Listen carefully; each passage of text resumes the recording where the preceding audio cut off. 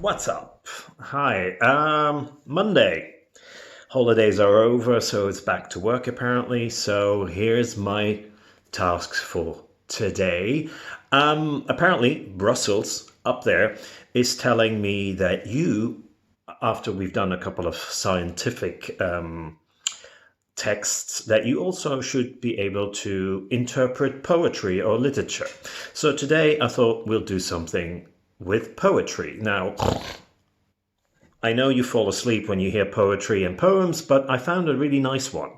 So let's remember that for the past 3, 4 months, you've been listening to me, and I am a middle aged white man, university degree, talking RP English, which means received pronunciation English, which is like the Queen's English.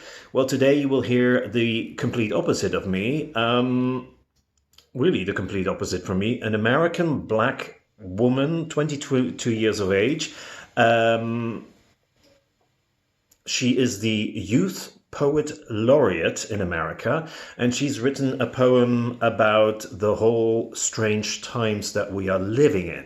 So there's a YouTube video of her and of her reading or, addressing the poem.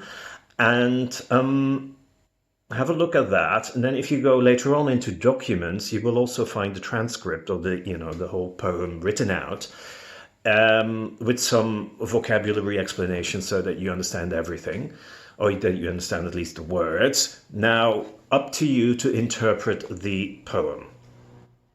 I've got a couple of questions there to keep you engaged, so I would like you to answer those questions and upload them in the upload zone.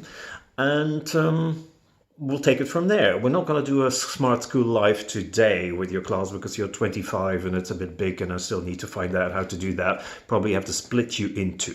Anyway, so that's for next week. We'll talk about that poem next week. In the meantime, have a look at the YouTube video and answer the questions. And have a fabulous Monday.